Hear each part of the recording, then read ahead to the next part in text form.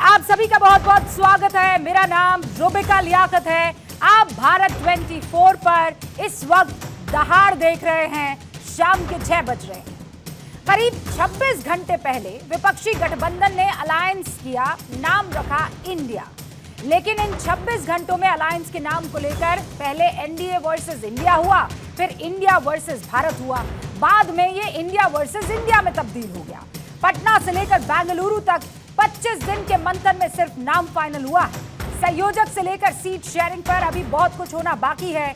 अगली बैठक मुंबई में होने वाली है, लेकिन उससे पहले ही I.N.D.I.A यानी इंडिया को लेकर तरह तरह की बातें सामने आ रही है। कहा यह जा रहा है कि इस नाम को लेकर नीतीश बाबू सहमत नहीं थे।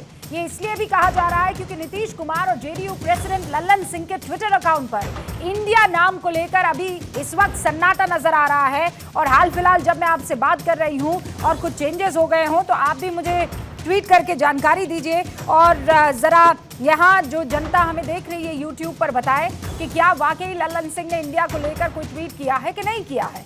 अब इस सन्नाटे की वजह क्या हो सकती है, इसे लेकर कयासों का दौर जारी है जो इस तस्वीर से गहरा गया है। तस्वीर अब जो आपके सामने आएगी वो देखिए, हल्की सी आपको कुछ झलक नजर आ रही होगी। वो तस्वीर जो है एक बड़ा सा सर्कुलर शेप है, ये इस वक्त आपके सामने है। इस बैठक के और प्रेस कॉन्फ्रेंस के दौरान बैकग्राउंड में ये तस्वीर दिख रही थी जिसमें सोनिया गांधी, राहुल गांधी और मल्लिकार्जुन खड़गे, ये तीनों जो चेहरे आपको दिखाई दे रहे हैं ये अच्छे खासे विजिबल चेहरे थे, बीचों बीच में ये दिखाई दे रहे थे, जबकि बाकी नेता इर्द गिर्द थोड़ी छोटी साइज में दिखाई दे रहे थे। तो सवाल ये है, देखिए अब आप ये कहेंगे रुबिका जी इतना तो कौन गहरा सोचता और जाता है, लेकिन ये हम नहीं कर रहे हैं। ये हमें पॉलिटिकल पंडित्स जो हैं, जो राजनीतिक विश्लेषक हैं, जो पत्रकार हैं, वो ये सारी बातों की तरफ ध्यान केंद्रित कर रहे हैं, आकर्षित कर रहे हैं। और इसीलिए लाजमी है कि हम ये सवाल पूछेंगे कि क्या विपक्षी एकता के नाम पर बने इस इंडिया में ऑल इज नॉट वेल? क्या कांग्रेस ने इंडिया के आइडिया से नीतीश कुमार का पत्ता काट दिया है? क्या इसी इंडिया से कांग्रेस ने राहुल की रीलॉन्चिंग कर दी है?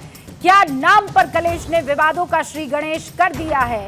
ये वो तमाम सवाल है जिनका जवाब देने के लिए खास मेहमान हमारे साथ जुड़ चुके हैं। लेकिन पहले ये इंडिया वर्सेस भारत, इंडिया क्यों नाम रखा गया, इंडिया और एनडीए में क्या जब आप बोलते हैं तो इंडिया एनडीए एक जैसा लगता है, इस पर भी बड़ा मंथन और चिंतन हुआ है, ये हमें सूत्र बता रहे हैं। तो क्या वार पलटवार हुआ है सियासी गलियारों में, पहले आप देख लीजिए, समझ लीजिए, परख लीजिए और उसके बाद सारे खास मेहमानों से आपका परिचय और फिर होगी दहाड़। मैं वंदे मातरम जब होता है हाउस में खड़ा होकर उसकी रिस्पेक्ट करता हूँ, लेकिन मैं पढ़ नहीं सकता। नाम में इंडिया रखते हैं और काम में एंटी इंडिया काम करते हैं। NDA can you challenge India? India जीतेगा, भाजपा हारेगा। भारत जीतेगा, भाजपा हारेगा। इंडिया जीतेगा। नाम बदलने से कुछ नहीं होने वाला है। एनडीए का मुकाबला होगा जुगनुओं की महफिल में। जो फैसला हुआ सूरज को बदलने का, तो नरेंद्र रूपी सूरज को कोई बदल नहीं पाएगा। बहुत अच्छा रिजल्ट होगा। एक बात खूब बढ़िया से जानिए, तो जो हम लोग जितना काम कर रहे हैं उससे परेशान हैं लोग।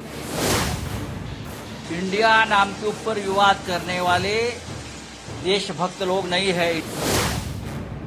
टीएमसी के खिलाफ और टीएमसी की तानाशाही रुख जो बंगाल में दिखाई दिया है पूरे पंचायत के चुनाव में, वो बंगाल की हकीकत है।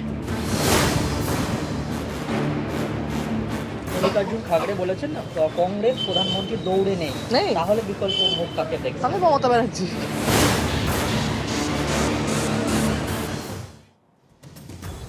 और जो खास मेहमान हमारे साथ जुड़ चुके हैं उनसे आपका तारुफ करवा देती हूँ। के शर्मा साहब, राष्ट्रीय प्रवक्ता भारतीय जनता पार्टी के हमारे साथ जुड़ चुके हैं। चरण सिंह सापरा साहब, कल जो बेंगलुरु की तस्वीरें आ रही थी उनमें भी आपको जो सारी चीज़ें, जो केमिस्ट्री वहाँ पर दिख रही थी, वो सब चरण सिंह सापड़ा साहब एकदम करीब से देख चुके हैं, इसलिए हमको बताने भी वाले हैं। हमारे साथ राष्ट्रीय प्रवक्ता कांग्रेस के जुड़ चुके हैं, वारिस पठान साहब जुड़ चुके हैं, AIMIM के राष्ट्रीय प्रवक्ता हैं, राजीव रंजन साहब आपसे कुछ ही देर में जुड़ने वाले हैं, राष्ट्रीय सचिव हैं जनता दल यूनाइटेड के, अमीन जामई साहब भी इस वक्त आपको स्क्रीन पर नजर आ रहे हैं, जो कि राष्ट्रीय प्रवक्ता है समाजवादी पार्टी के। इनफैक्ट पहली मर्तबा भारत 24 पर यहाँ दहाड़ में हमारे संग हिस्सा ले रहे हैं। स्वागत है सर आपका। धीरेन्द्र कुमार मुन्ना जी प्रवक्ता हैं LJP, रामविलास पासवान गुट के हमारे साथ जुड़ चुके हैं। हमारे साथ स्वयं प्रकाश पुरोहित जी भी हैं, जो आज TMC के राष्ट्रीय प्रवक्ता के तौर पर अभी स्क्रीन पर आपको नजर आ रहे हैं। रामकृपाल सिंह साहब वरिष्ठ पत्रकार यहाँ स्टूडियो में मौजूद हैं, और अब से कुछ ही देर में चिराग पासवान खुद हमारे साथ जुड़ने वाले हैं, जो कि अध्यक्ष है LJP रामविलास गुट के। आप सभी का बहुत बहुत स्वागत है। चरण सिंह सापड़ा साहब, इंडिया की आपको एक तो बहुत सारी बधाई सर, लेकिन वो मैं बधाई दूं वो आधे रास्ते में वापस आ रही है, इसलिए क्योंकि कहा जा रहा है कि नीतीश बाबू नाराज चल रहे हैं। उन्होंने कहा इंडिया पे हमसे कोई पूछताछ ही नहीं की गई, इसीलिए वो शायद प्रेस कॉन्फ्रेंस में भी नजर नहीं आए।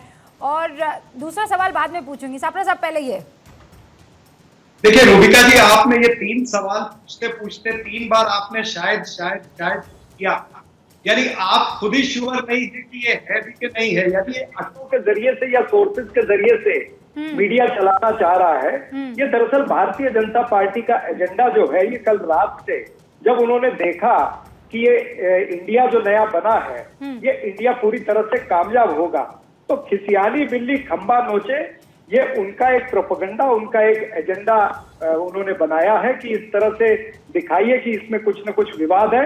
मेरे ख्याल से मीडिया को इसमें फंसने की जरूरत नहीं, और अच्छा होता कि अगर जेडीयू के प्रवक्ता इस पैनल पर होते तो मेरे साथ वो भी कहते। चरण जी, इसीलिए आप इसके लिए तो बेफिक्र रहिए। हम यहाँ पर सवाल भी ठोक बजा कर करते हैं और जवाब भी ठोक बजा कर लेते हैं कि देखिए भाई, अगर ऐसा है तो इसका जवाब दे दिया जाए। इसीलिए सापड़ा साहब, मैं शुरुआत में आपसे क्लियर करना चाह रही थी, आप कह रहे हैं ऑल इज वेल, सब बढ़िया है, सब चंगा सी, और खुद नीतीश कुमार जी के प्रवक्ता कहेंगे, और शायद नीतीश कुमार जी के जरिए से अभी तक मेरे ख्याल से मीडिया में आ भी गया होगा। मैंने लेटेस्ट कुछ देखा नहीं, मैं सीधा एक मीटिंग से आकर यहाँ आपके शो में आ गया। नहीं चरण जी, मैं आपको अपडेट कर देती हूँ, उनकी तरफ से बयान आ गया है कि मेरी तो बात भी मान ली गई है, लेकिन सर जो दिखता है वो होता नहीं है, जो होता है वो दिखता नहीं है, इसीलिए मैं और क्लियरली आपसे जानना चाह रही थी। मुझे एक चीज बताइए कि कुंभार जो घड़े को घड़ता है वो अपना ही घड़ा क्यों तोड़ेगा? नीतीश कुमार जी ने इतनी मेहनत की, इतने महीनों से वो सारे लोगों को मिले, तमाम सारे नेताओं को मिले हैं, और अब जब सारी चीजें शेप अप हो गई है, जब एक स्वरूप तैयार हो गया है चरण जी, आपका ये सवाल भारतीय जनता पार्टी से, सापड़ा साहब इस वक्त आपको इसलिए रोक रही हूँ क्योंकि हमारे साथ LJP के अध्यक्ष चिराग पासवान जी जुड़ चुके हैं। चिराग जी, आपका बहुत बहुत स्वागत है। सबसे पहले तो उस तस्वीर के बारे में जरा बता दीजिए। आप गए, प्रधानमंत्री नरेंद्र मोदी ने उस भीड़ में आपके चेहरे को फौरन जो है हाथों में लिया और आपको खूब सारी बधाई दी, और ये मामला जो है वो बिल्कुल, अगर मैं शब्दों में बयां करूं तो ऐसा था कि हनुमान जी जो इंतजार कर रहे थे राम जी का, क्योंकि आप ही कहा करते थे, कई मर्तबा आपसे इस बात पर डिस्कशन हुआ और आप पेशेंस के साथ यही कहते रहे कि भाई हम तो हनुमान हैं और हम राम भक्त हैं, हम इंतजार करेंगे, और फल ऐसा। फल ऐसा और इससे खूबसूरत खैर हो नहीं सकता था रूबिका जी, और ये मेरी उन बातों को प्रमाणित करता है जो मैंने कहा कि मेरे रिश्ते मेरे प्रधानमंत्री से बहुत अलग हैं। कई बार मुझ पे ताना कसा गया, आज तो खैर आपने हनुमान जी का जिक्र बहुत खूबसूरत परिप्रेक्ष्य में किया, बट कई बार मुझ पे ताने के तौर पर भी ये इस्तेमाल किया गया कि भाई अपने आप को बड़ा हनुमान कहते थे तो क्या हुआ, ये हुआ। और तब भी मैंने कहा कि मेरा एक अपना अलग रिश्ता है मेरे प्रधानमंत्री से, क्योंकि and you know this Rubika ji कि मेरे प्रधानमंत्री मेरे साथ उस वक्त खड़े थे जब मैं अपने जीवन के सबसे कठिन दौर से गुजर रहा था। जब पापा हॉस्पिटल में थे उस वक्त ना सिर्फ वो मेरे साथ, मेरे परिवार के साथ खड़े थे, बल्कि डॉक्टरों से राय मशवरा करना, इन तमाम परिस्थितियों में उन्होंने बढ़ चढ़ कर मेरे परिवार का उन्होंने साथ दिया। तो ऐसे में मैं कैसे भूल जाऊं उन लम्हों को, और इसीलिए मैं हमेशा कहता था कि मेरा रिश्ता मेरे प्रधानमंत्री जी से एक अलग लेवल पे है।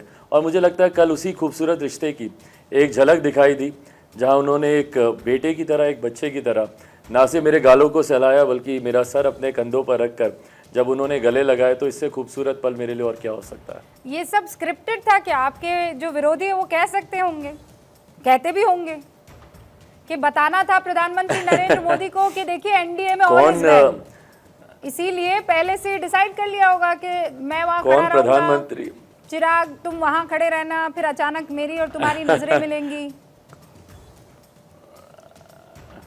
कौन प्रधानमंत्री जी को जाके स्क्रिप्ट देने की हिम्मत रख सकता है रूबिका जी? मुझे नहीं लगता कि आज की तारीख में किसी में भी इतनी हिम्मत है। जो प्रधानमंत्री देश के का नेतृत्व करने की क्षमता रखते हो, देश को दिशा दिखाने की क्षमता रखते हो, दुनिया को दिशा दिखाने की क्षमता रखते हो, उनको कोई स्क्रिप्ट दे, मुझे लगता नहीं कि पॉसिबल है। आई थिंक बहुत अच्छा, बड़ी ये सोच तो रख रहे हैं इम्पॉसिबल कोई, है, अगर लेकिन ऐसा वो कह तो रहे हैं आपको स्क्रिप्ट दे सकते हैं ना। नहीं, एब्सोल्युटली क्यों वो देंगे? मतलब ज़रूरत नहीं है ना उन्हें। I am just one of the allies in their alliance. But मैं रूबिका जी, मैं इस बात को मैं बहुत प्रमुखता से कहूँगा कि कुछ चीज़ों को राजनीतिक चश्मे से बिल्कुल नहीं देखना चाहिए। वो एक खूबसूरत लम्हा था बिटवीन मी एंड हिम, और मुझे लगता है उस लम्हे को बस वहीं पे छोड़ देना चाहिए। इसके राजनीतिक मायने, राजनीतिक परिप्रेक्ष्य निकालेंगे तो वो लम्हा बहुत छोटा हो जाएगा और उस लम्हे की खूबसूरती चली जाएगी।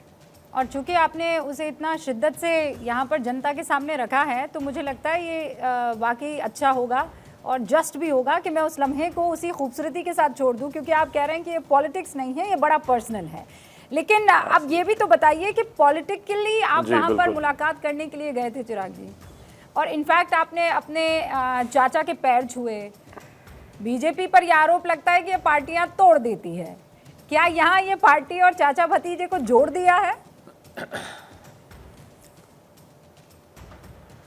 नहीं, देखिए, ये फिर वही लम्हा है जिसको पुनः राजनीतिक परिप्रेक्ष्य में नहीं देखना चाहिए। At the end of the day वो मेरे चाचा हैं और उनसे वो मेरा रिश्ता कोई नहीं छीन सकता। मेरे पिता के बाद उन्हीं में ही मैंने पिता की छवि देखी। अब उनकी मुझसे क्या नाराज़गी हुई नहीं हुई, हम उस बहस में नहीं जाते। बट हाँ, जब एक सार्वजनिक मंच पर वो मुझे दिखे, मेरे संस्कारों में है कि मैं जाऊं, उनका आशीर्वाद लूं, उम्र में मुझसे बड़े हैं, तो मैंने सिर्फ अपने संस्कारों का परिचय दिया, गया, उनके पाँव छुए, उन्होंने भी मुझे गले लगाया। अपनी तमाम नाराज़गी, जो भी उनको मुझसे नाराज़गी है उसको एक तरफ रखते हुए उन्होंने भी मुझे गले लगाया। बट फिर वो लम्हा वहीं पे समाप्त होता है। इसका मतलब कि हम दोनों साथ आ रहे हैं, एक हो रहे हैं, मुझे नहीं लगता कि इस लम्हे का वो आधार बन सकता है। नहीं तो क्या इस मुलाकात से बिहार की तस्वीर बदलेगी, आपको लगता है? और ये दोनों मुलाकातें हैं, प्रधानमंत्री संग भी और आपके चाचा संग भी। नहीं, इन दोनों मुलाकातों का बिहार की तस्वीर से कुछ लेना देना नहीं है। बिहार की तस्वीर का ज़रूर 2 दिन पहले जब मेरी अमित शाह जी से मुलाकात हुई उसका लेना देना है। भारतीय जनता पार्टी के राष्ट्रीय अध्यक्ष आदरणीय जेपी नड्डा जी से मेरी मुलाकात हुई, उसका लेना देना है। केंद्रीय गृह राज्य मंत्री नित्यानंद जी से मेरी निरंतरता में मुलाकातें हुई, उसका लेना देना है। वहाँ पे ज़रूर राजनीतिक पॉलिटिकल डिस्कशंस हुए, बट इन दोनों लम्हों में वो नहीं। हाँ, कल एनडीए की बैठक में 2024 को लेकर कई चर्चा हुई, बट इन तस्वीरों का उससे कोई लेना देना नहीं है। कल आप बहुत व्यस्त रहे होंगे, लेकिन आपने बेंगलुरु पर भी नज़र तो रखी होगी। वहाँ एक अलायंस, उसका नाम चुन लिया गया है, इंडिया। और जब ये अनाउंसमेंट हुआ, हालांकि सापरा साहब कह रहे हैं कि ऑल इज़ वेल, खुद जेडीयू की तरफ से बयान भी आ गया है, लेकिन कहा यह जा रहा है कि नीतीश बाबू बहुत खुश नहीं हैं। मैं इसकी बहुत डिबेट में मैं जाना नहीं चाहता, बिकॉज वो उनकी चिंताएं हैं, उनके गठबंधन की चिंताएं हैं कि वहाँ पे उनको सम्मान मिला नहीं मिला, क्यों वो आ गए। मतलब कहा गया कि भाई फ़्लाइट लेट, मतलब जो मेरी जानकारी, I might be wrong, but कहा गया कि फ़्लाइट लेट थी। बट मुख्यमंत्री जी चार्टर फ्लाइट से ट्रैवल कर रहे थे, उसमें फ़्लाइट लेट होने का मतलब मेरी समझ में नहीं आया। बट अगर 2 मिनट वो प्रेस कॉन्फ्रेंस में रुक जाते तो आप ऐसी बहस या ऐसे र्यूमर्स अगर ये लोग बोलते हैं तो उसको जन्म ही क्यों देते हैं। 2 मिनट रुक जाते, वहाँ पे सारी बातें अच्छे से कर देते, या पटना एयरपोर्ट पर जब पहुँचे थे वहाँ पे आप मीडिया इंटरेक्शन कर लेते, बता देते कि भाई वहाँ पे बैठक में क्या हुआ क्या नहीं हुआ। जब ऐसी चीज़ें जो नॉर्मल होता है जब वो नहीं होता तभी ऐसी बातें सरफेस होती हैं, और वो सरफेस तभी होती हैं क्योंकि उनके पीछे कुछ ना कुछ सच्चाई होती है। तो बट हैविंग सेड दैट, मैं दोहराऊंगा, मुझे इससे कोई फ़र्क नहीं पड़ता कि उस बैठक में एकजुटता हुई नहीं हुई, कौन रूठा कौन माना। पटना में भी हम लोगों ने देखा, दिल्ली के मुख्यमंत्री रूठ गए थे, बेंगलुरु में खबर आ रही है कि बिहार के मुख्यमंत्री रूठ गए। नाम को लेकर भी ऐतराज़ है, नाम को लेकर रूबिका जी मुझे भी ऐतराज़ है। अगर मुख्यमंत्री जी को ऐतराज़ है तो मुझे लगता है कि ये पहला ऐसा एक ऐतराज़ है जिसमें मैं उनके साथ सहमत हूँ। आप मेरे देश के नाम का इस्तेमाल नहीं कर सकते अपने राजनीतिक लाभ के लिए। आप अपने गठबंधन का नाम मेरे देश के नाम पे नहीं रख सकते। मेरा देश का नाम मेरा स्वाभिमान है, मेरा अभिमान है। आप उसका इस्तेमाल अपने राजनीतिक लाभ के लिए कर रहे हैं, ये कतई उचित नहीं है, इसके मैं सख्त खिलाफ हूँ। लेकिन वो तो ये कह रहे हैं कि हम सब में इंडिया है, हम सब इंडिया है और इंडिया कभी हार नहीं सकता है, तो इंडिया जरूर जीतेगा। मतलब आप कैसी तस्वीर दिखाना चाह रहे हैं रूबिका जी? कल को आपके चैनल में जब सर्वेज आएंगे, जब एग्जिट पोल्स आएंगे, ओपिनियन पोल्स आएंगे, तो उसमें क्या क्या कहा जाएगा कि इंडिया इतने से आगे है या इंडिया इतने से पीछे है, या इंडिया हार रहा है, इंडिया पिछड़ गया? क्या आप संदेश देना चाह रहे हैं? और एक व्यक्ति का विरोध करना इंडिया नहीं हो सकता ना। आप बताएं ना कि आपका पहले विजन क्या है इंडिया या इंडिया वालों के लिए। विजन तो आपने दिखाया नहीं, नामकरण आप कर रहे हैं। अभी तक प्रधानमंत्री नरेंद्र मोदी जी एक व्यक्ति का विरोध करने के अलावा क्या इन विपक्ष की पार्टियों ने बताया कि आपके पास विकास का क्या एजेंडा है? ये मुख्यमंत्री नीतीश कुमार जी के यहाँ पटना ये लोग गए थे, मेरे राज्य आए थे ये लोग, उनके नाम में दिख रहा है। वो कह रहे हैं Indian developmental progressive inclusive alliance. Inclusive alliance, हाँ नहीं इसमें हाँ काफ़ी लंबा इन्होंने नाम रखा है। इंक्लूसिव कितनी चीज़ें होती हैं भगवान जाने, डेवलपमेंटल का एजेंडा क्या है वो यही लोग बताएंगे। बट जब तक इनका कोई विजन सामने नहीं आता, एक व्यक्ति के विरोध करने पे पूरा इंडिया इनके साथ हो जाए, ऐसा होगा नहीं रूबिका जी। अच्छा, और दूसरी सबसे बड़ी बात, नेतृत्व कौन करेगा इनके इस अलायंस का? हाँ यही सवाल था। नीतीश बाबू आपको भाई लगता है कोई तो नेतृत्व प्रधानमंत्री करेंगे? जी के सामने चेहरा आएगा ना। सॉरी, नीतीश बाबू नेतृत्व करेंगे, आपको लगता है कर सकते हैं? नेतृत्व करने की इच्छा से ही तो वो हर बैठक में जा रहे हैं भागे भागे। जिन मुख्यमंत्री के पास इतनी फुर्सत नहीं है कि बिहार में हो रही हत्याओं पे किसी एक पीड़ित परिवार से मिल रहे हैं, वो मुख्यमंत्री कभी दिल्ली जा रहे हैं, कभी बेंगलुरु जा रहे हैं, कभी दूसरे राज्यों में जा रहे हैं, कलकत्ता जा रहे हैं ममता जी से मिलने, अलग अलग राज्यों में भागे हुए जा रहे हैं। इसी इच्छा से तो जा रहे हैं। प्रधानमंत्री बनाने की अर्जी ही तो भाई वो सबके पास लेकर जा रहे हैं, और वो अर्जी स्वीकार नहीं की जा रही, इसीलिए नाराज़गी की खबरें सामने आ रही हैं। इसीलिए उनकी चार्टर फ्लाइट डिले हो, मतलब उसके टाइमिंग्स लेट होने लगते हैं, उनको अर्जेंटली निकलना पड़ता है। मीडिया इंटरेक्शन बेंगलुरु में नहीं होता, पटना में नहीं होता, तो इनकी ये इच्छा ही तो पूरी नहीं हो पा रही है।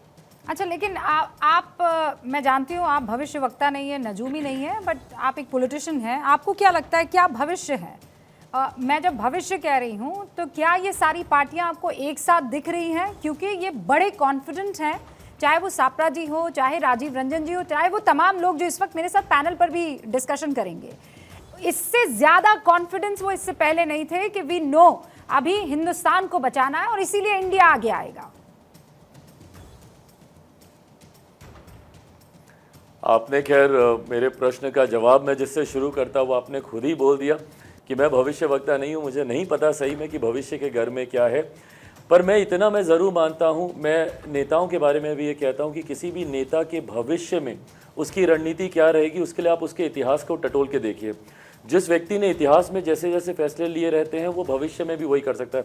तो इसीलिए आज जब मुझसे पूछा जाता है कि क्या मुख्यमंत्री दोबारा पलट सकते हैं, तो मैं उसमें मैं कभी पूरे अथॉरिटी से नहीं बोलता कि नहीं पलटेंगे, क्योंकि पीछे भी 2 बार उन्होंने जनादेश का अपमान करके दूसरे गठबंधनों के साथ उन्होंने सरकार बनाई, तो ये आदतन चीज़ें हो जाती हैं। इसी तरीके से जब आप इस अलायंस को देखेंगे, 2014 में बनने का प्रयास हुआ, चुनाव आते आते तक धराशायी हुआ। 19 में बनाने का प्रयास हुआ, चुनाव आते आते तक धराशायी हुआ। ये ऐसा भानुमति का कुनबा है जो कि बनता बाद में है, टूटने पहले लगता है। और इसमें हम लोग देखते ही हैं भाई, रह रह के अब कभी दिल्ली के मुख्यमंत्री नाराज़, कभी बिहार के मुख्यमंत्री नाराज़, अलग अलग इश्यूज़, नाम को लेकर इश्यूज़, तो एक सहमति पर, और ख़ास तौर पे रूबिका जी, जब आपको एक मंच पर 1 दर्जन से ज़्यादा प्रधानमंत्री पद के दावेदार दिखाई दें, तो ऐसे में वो गठबंधन एक साथ आए, मुझे लगता नहीं कि इतना सहज होने वाला। आपको लगता है ये बहुत डिफिकल्ट रहने वाला है, लेकिन 2024 में कौन प्रधानमंत्री आपको नज़र आ रहा है? इट्स अ ऑब्वियस क्वेश्चन, मैं जिससे पूछ रही हूँ वो कौन बताएगा, मुझे भी मालूम है। As an obvious question, obvious answer, not only because I'm the officially part of this alliance, सिर्फ इसलिए नहीं कि मैं ये जवाब दे रहा हूँ, मैं इस अलायंस का जब हिस्सा नहीं भी था तब भी मैंने प्रधानमंत्री जी की हमेशा तारीफ़ की थी, और मैं मानता हूँ कि आज की तारीख में उनके सामने कम से कम टक्कर में तो कोई नहीं है। 2024 में it's just the matter of कि आप कितनी सीटें आप जीत रहे हैं, एनडीए को कितनी सीटें मिल रही हैं, बट ये तय है कि तीसरी बार पुनः हमारे आज के प्रधानमंत्री आदरणीय नरेंद्र मोदी जी ही देश के प्रधानमंत्री बनेंगे। अब जाते जाते अगर आप लोग भी चुनाव लड़ेंगे, दोनों चाचा और भतीजे दोनों लड़ेंगे, तो फिर दोनों को सीटों में बंटवारा करने के लिए दिक्कत नहीं आएगी बीजेपी को? और उसके बाद आप कैबिनेट मिनिस्टर कौन बनेगा, ये सब परेशानियां कैसे आप लोग कैसे निपटेंगे इससे? गठबंधन के भीतर की बात है रूबिका जी, हम लोग कर लेंगे सब मिल मिला के। आई डोंट थिंक कि कोई इतना ज़्यादा इशू होगा इस पर। बहुत बहुत शुक्रिया। चिराग पासवान एलजेपी के अध्यक्ष इस वक्त हमारे साथ जुड़े थे और वो ये कह रहे थे कि मुझे भी आपत्ति है इंडिया नाम से। हमारे साथ राजीव रंजन जी भी जुड़े हुए हैं। राजीव जी, आपने सुना चिराग पासवान ये कह रहे थे कि ये बातें ही ना होती अगर थोड़ा टाइम नीतीश बाबू रुक जाते या फिर बिहार पहुंचकर एक छोटी सी प्रेस कॉन्फ्रेंस कर लेते। जब उन्होंने ये नहीं किया तो फिर पॉलिटिक्स में 2+2 4 हो ही जाता है। सवाल तो करने वाले लोग सवाल करते रहेंगे और हम लोगों को काम करना है। देश के करोड़ों लोगों की आकांक्षाएं, उनकी इच्छाएं, जैसा वो हिंदुस्तान चाहते थे, कहीं ना कहीं उनकी उम्मीदों पर नरेंद्र मोदी जी ने पानी फेरा। जिस तरह से इस देश में सहकारी संघवाद, तो कोऑपरेटिव फेडरलिज्म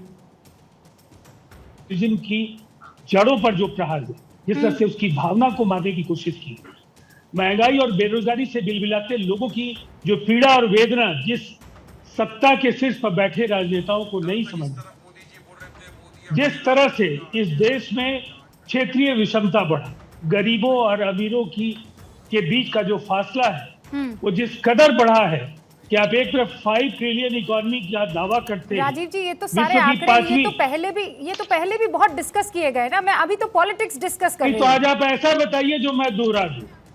आज मैं आप ही को ये अधिकार देता हूं कि आप बताइए, मैं दोहरा दूं। मतलब मैं नहीं समझ पाई क्या? मैं ये कहना चाहता हूं कि नैरेटिव अगर आपने कोई तय किया, अच्छा आप दोहरा दें। अच्छा मैं जो कह रही हूँ उस बात को आप हाँ में हाँ बता। अरे नहीं राजीव जी, मैं चाहता हूँ आपका काम आसान हो जाए। नहीं ऐसा क्यों? आप ऐसा क्यों करेंगे? मैं आपसे सिर्फ ये पूछ रही हूँ, आपने पिछली बार भी खूब सारे घोटाले गिनाए थे, मैंने आपको पूरा मौका दिया था, अभी भी आपको मौका दे सकती हूँ, लेकिन मैं क्योंकि डिबेट अब ओपन करना चाह रही हूँ। सवाल ये है, नीतीश बाबू जल्दी चले गए, मैसेज अच्छा नहीं गया। अब आपके जो विरोधी हैं वो इसे मुद्दा बनाने की कोशिश कर रहे हैं। देखिए, किसे अच्छा नहीं लगा, इससे बहुत ज्यादा फर्क इंडिया बनाने वाले लोगों को बहुत ज्यादा इसका फर्क नहीं पड़ेगा। ओके। इस हिंदुस्तान के 5000 वर्षों की जो सभ्यता, संस्कृति और जो इसका स्वर्णिम इतिहास, इसको जो लोग बदलने की कोशिश कर रहे हैं, इस देश की गंगा जमनी तहजीब और उस पर कुठाराघात करने वाले लोगों की चिंताएं क्या है, उसकी परवाह नहीं है। जनता के सरोकार क्या है, उसकी चर्चा मैंने आपके सामने की। और मैं ये कहना चाहता हूं कि नीतीश कुमार जी ने इस गठजोड़ का नाम आज इंडिया पड़ा है, इसके बनाने में प्रमुख भूमिका का निर्वहन किया है, वो इसके सूत्रधार हैं। अच्छा, उनकी नाराजगी का सवाल कहाँ उठता है? हाँ, नाराजगी है नहीं के शर्मा जी, क्यों नाराजगी वही है, इंडिया नाम उन्होंने दिया है। देखिए, इंडिया नाम राजीव जी सवाल ये सवाल के शर्मा जी से। उस पे नहीं जाऊंगा कि मैं उस पे नहीं जाऊंगा कि क्या नाम है क्या गांव है। मैं ये जानना चाहता हूं पटना की बैठक में क्या हुआ था। पटना में कुछ नहीं निकला, चाय पी के रूट रूट के बाहर आ गए। बेंगलोर की बैठक में क्या निकला? बेंगलोर की बैठक में कोई अभी बताया ना कोई नीति, ना कोई प्रस्ताव, ना कुछ। वहां क्या हुआ? नाम बदला गया। मैं ये जानना चाहता हूं कि यूपीए को बदल के इंडिया क्यों किया गया? ये एक महत्वपूर्ण प्रश्न है। एलाइंस तो वही है, एक आध कुछ नए जुड़े हैं। क्यों इसलिए बदलना था? क्योंकि यूपीए जो है पूरे देश में इस बात के लिए कलंकित है कि यूपीए का कुनबा भ्रष्टाचारियों का कुनबा है था, वंशवादियों का कुनबा है और तुष्टीकरण की नीति वालों का कुनबा है। तो जो कलंक इस यूपीए पे था, उस कलंक को हटाने की कोशिश इन्होंने वहां पर की है। लेकिन नाम बदलने से डीएनए नहीं बदलता रूबिका जी। ये वो कलंकित पार्टी जो भ्रष्टाचारियों से उसमें है, वो सबके चेहरे सामने ही वही चेहरे सामने आएंगे जनता के सामने। और नाम पे चुनाव थोड़ी ना होता है वहां पर। तो के शर्मा जी, आपको टेंशन हो रही है ना? ये प्रश्न महत्वपूर्ण है। ये सब जो एक दूसरे के धुर विरोधी हैं, आपको हराने के लिए कुछ भी कहिए साथ आ गए हैं। उन्होंने मान लिया है कि कोई बात नहीं, डगर थोड़ी मुश्किल होगी, लेकिन बावजूद उसके हम एक दूसरे से चिपके रहेंगे। ये तो लोकतंत्र की खूबसूरती है रूबिका जी, इसमें डर होने की क्या बात है? और आपने आज ठीक ही प्रश्न उठाया है नीतीश कुमार जी पर। मैं तो कह रहा हूं नीतीश कुमार जी को कांग्रेस ने कल अपनी हैसियत दिखा दी कि आपकी हैसियत वहां क्या है। इसलिए मैं आपको इस बात को कह रहा हूं कि आप ही लोगों ने कल रिपोर्ट किया कि वहां पर किस तरह के पोस्टर कहीं पोस्टर के शर्मा जी, पहले मैं सबसे ओपनिंग रिमार्क लेती हूं और उसके बाद मैं आप दोनों को मौका दूंगी बस कि आप ये सवाल कर लें और उसका जवाब राजीव समाप्त रंजन जी दे दें। बस एक बात कह के समाप्त करूंगा। 10 सेकंड सर। बिल्कुल, मैं एक बात कह देता हूं। इसी से समझ में आया क्योंकि वहां पर सोनिया गांधी जो कि लगभग राजनीति से संन्यास की बात कर चुकी थी छत्तीसगढ़ में, वहां क्यों गई? इसीलिए गई वहां पर क्योंकि नीतीश कुमार को की चेयरमैनशिप बर्दाश्त कांग्रेस नहीं कर सकती। ये कांग्रेस का वही पुराना चरित्र है कि जब जब ये सत्ता में आई, जैसे 2009 में सपा को जो है बाहर का आप ये बात कह रहे हैं और सापरा जी के चेहरे पर मुस्कान है और ये है वो वाली मुस्कान कि आप कुछ कहते रहिए। अब हम आगे बढ़ते चले जाएंगे, लेकिन वारिस भाई भी हमारे साथ जुड़े हुए हैं। वारिस साहब, मतलब मैं आपको कौन सी टीम में मानूं? इंडिया टीम में मानूं कि एनडीए टीम में मानूं? कोई पूछ भी ना करिए, आपको क्या हो रहा है? हिंदुस्तान जिंदाबाद, जय हिंद। सुनिए रूबिका जी, एक तरफ हमारे लिए एनडीए है, दूसरी तरफ INDIA है। इनके खिलाफ बोलूंगा तो मैं सेक्युलर नहीं रहता हूं, इनके खिलाफ बोलता हूं तो मैं एंटी नेशनल हो जाता हूं। अब मैं दोनों सर्टिफिकेट दे रहे हैं। मेरी ये हालत हो गई कि रजिया गुंडों में फंस गई है। बहरहाल अभी बात बताना चाहूंगा मैं कि जो कथाकथित सेक्युलर पार्टियां हैं, जो पहले पटना में मिले, उसके बाद में 2 दिन बेंगलुरु में मिले, हमको तो उन्होंने नहीं बुलाया, हम तो उनके लिए पॉलिटिकल अनटचेबल्स है। चलिए कोई बात नहीं, इनकी मर्जी, चाहे जिसको बुलाना चाहे नहीं चाहे, भाई इनका मुद्दा हमारा मुद्दा क्या अलग है। इनको ये बोल रहे कि हमारा मुद्दा है बीजेपी को हराना है, संविधान बचाना है, डेमोक्रेसी बचाना है, मोदी को थर्ड टर्म नहीं बनने देना। तो हम तो उसकी जद्दोजहद में लगे हुए, हम तो पूरी तरह से लगे हुए हैं कि किसी भी तरह हम हराए मोदी को, किसी भी तरह बीजेपी को हराए, संविधान को बचाए। हम तो चाहते डेमोक्रेसी बचे। मगर ये कथाकथित सेकुलर पार्टी को देख के गाना मुझे याद आ रहा है रूबिका जी, सुनिए आप भी। जब भी जी चाहे नई दुनिया बसा लेते हैं लोग, एक चेहरे पे कई चेहरे छुपा लेते हैं लोग। ये तो पीएम वाला है जो हमको अरे ये तो पीएम ने बोला था। फिर आप कहेंगे कि हम बी टीम नहीं है। ये पीएम ने बोला था। नहीं, मेरे तो आपके विचार कितने मिलते जुलते हैं। पिक्चर का गाना पुराना पीएम ने कॉपी किया होगा, पता नहीं। अरे नहीं मेरे विचार तो देश के संविधान से मिल रहे। अभी सुनिए रूबिका जी, अभी वहां पे दोनों तरफ एक ही है ना। अभी यहाँ पर भी तो अभी देखिए ना क्या हो रहा है, किस किस को ले लिया है। अब अजीत दादा भी चले गए, जिनके बारे में भोपाल में खड़े रह के मोदी जी ने कहा था एनसीपी सबसे बड़ी घोटालेबाज, 70,000 करोड़ का घपला कर दिया। कल हार पिला रहे थे अजीत दादा मोदी जी को। वहां भी तो एक ही है, इसलिए एक ही सिक्के के 2 पहलू है। अब सुनिए ये लोगों की बात। नीतीश कुमार बीजेपी के साथ थे, चीफ मिनिस्टर बन गए। महबूबा मुफ्ती बीजेपी के साथ थी, वो सेक्युलर बन गई। उद्धव ठाकरे बीजेपी के साथ थे, वो सेक्युलर अचानक से बन गए। केजरीवाल कांग्रेस को गालियां दे के को गुजरात में हरा दिए, वो सेक्युलर हो गए, और हम जो 2004 से 2012 तक का यूपीए का हिस्सा थे, हम बन गए बीजेपी की बी टीम। बताइए मुझे कहां है मुसलमानों का रिप्रेजेंटेशन? इनको 70% से ज्यादा मुसलमानों के वोट तो चाहिए, मगर मुसलमानों का पॉलिटिकल रिप्रेजेंटेशन कहां था कल? अमित जावेद साहब, बड़ा सवाल वारिस पठान यहाँ पर पूछ रहे हैं, आपको सो कॉल्ड सेक्युलर पुकार रहे हैं, मुसलमानों का दलितों का एम्पावर करने की वारिस बात साहब, करते हैं। मैं आपके सवाल को आगे लेकर जा रही हूँ। क्यों नहीं बुलाया गया? अमित जावेद साहब,